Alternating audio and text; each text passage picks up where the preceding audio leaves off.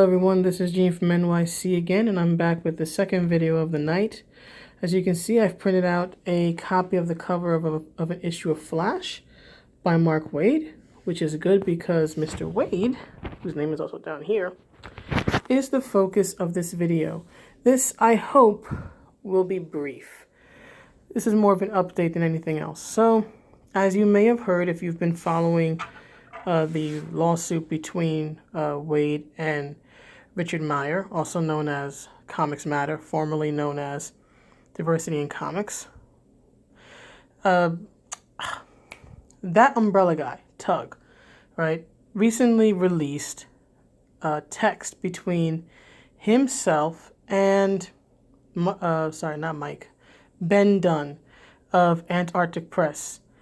Text that seem to state, from what I have seen, I think if you want more information on those texts and exactly what they say, you should check out Just Some Guy's video. He did a hilarious, he tore Waid to pieces in that video, but he also makes a lot of good points and points out, interestingly, he points out the timing as further proof that indeed Antarctic Press only pulled Jawbreakers and backed out of their deal after Waid's call. So he's a good video. There's Ricada Law, I believe he discussed it on one of his live streams. There's of course Tug himself, another good channel that really covered it and stayed fairly neutral in the covering of it is DanFan29. So I would say that if you want to see what the text actually say, check out the videos by those content creators. This is just more of my opinion and whatnot, and it's meant to be an update, so hopefully this won't take too long. So going back to the story, these texts between Dunn and that from Ben Dunn, I should say, and that umbrella guy seem to pretty much confirm what I said in my other video, that while the Dunns may have voluntarily, and if you can't see me, and in case you can't pick it up in the sound of my voice, I very much doubt how voluntary it was. But while the Dunns voluntarily decided to pull out of their deal to publish Jawbreakers, they definitely did so with influence from Waid. There's even one point in the text where Ben Dunn states that he wonders what would have happened had Antarctic not caved to the SJW pressure, and had Mark Waid not stuck his nose in things. Had he not stuck his nose in it. So these texts from Dunn to Tug seem to confirm that yes, Mark Waid was a big influence. That and the SJW pressure was a big influence into Antarctic ultimately deciding not to publish Jawbreakers, despite them themselves acknowledging in emails that have been previously released as part of Discovery that this was an internal email, that they were caught between a rock and a hard place, and they admit in this email that indeed they did have a contractual obligation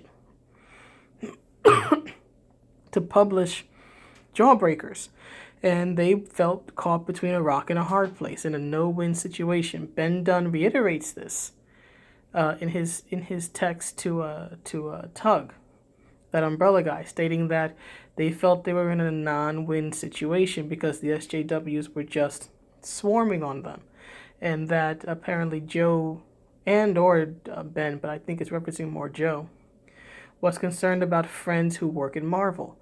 Guess who else was working in Marvel at that time? Dong, dong, dong.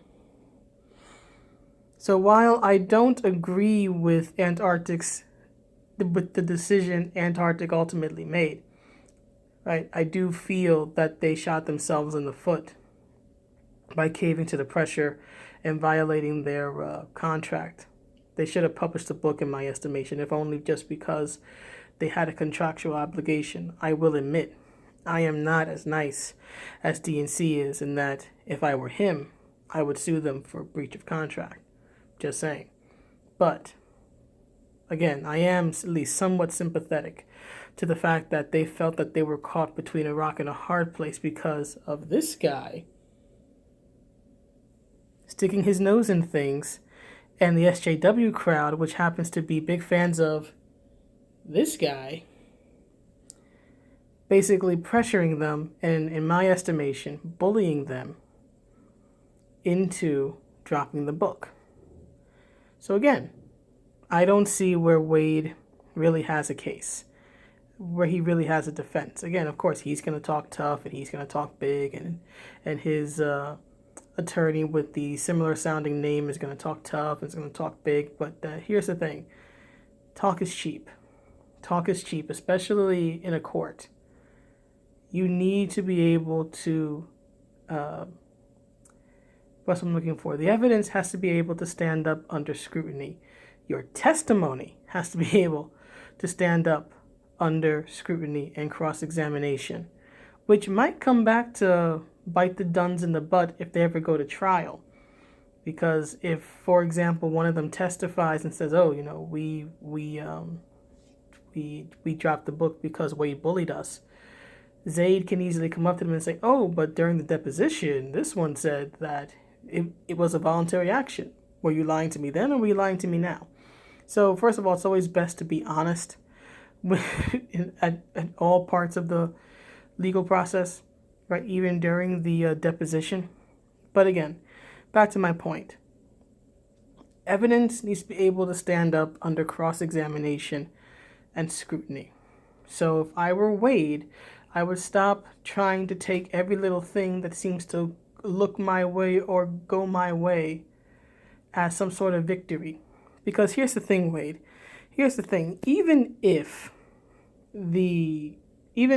Antarctic Press had published the book, if they had kept their word, stood their ground, and published the book, from what I can tell, you would still be guilty of tortious interference. Now, it'd be a harder case to prove because, again, the contract wouldn't have been broken.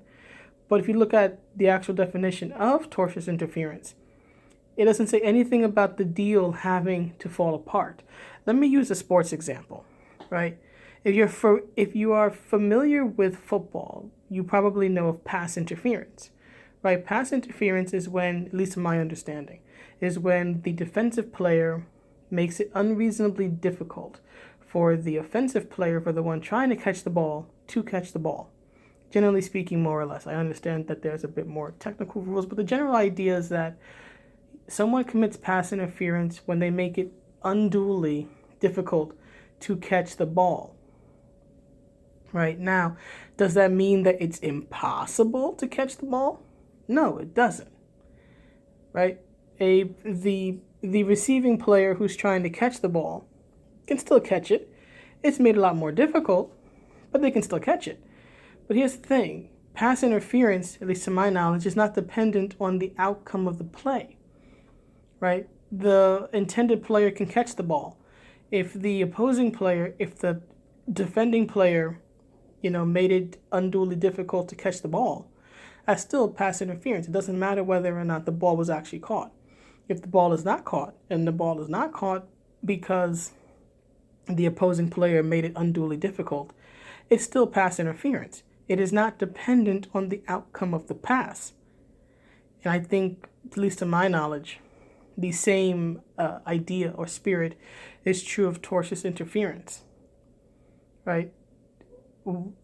If Antarctic had published the book, it doesn't change anything Waid did, right? It doesn't change the fact that he called them up, that he gave them unsolicited information, unsolicited advice, unsolicited opinion that was incredibly biased and, in my opinion, flat out lying about Richard Meyer, right? That he provided all this information, again, unsolicited. He didn't work for Antarctic Press. He did not at the time have any business dealings with Antarctic Press. There was no reason for him to call Antarctic Press with, how do I put it? There was no reason for him to call Antarctic Press, right, other than to ruin Rich's publishing deal. That was his intent. That is clear as day from the text he sent out saying that he had a call-in. Not the text, the tweet, sorry. The tweet that he had saying that he had a call-in to Antarctic Press.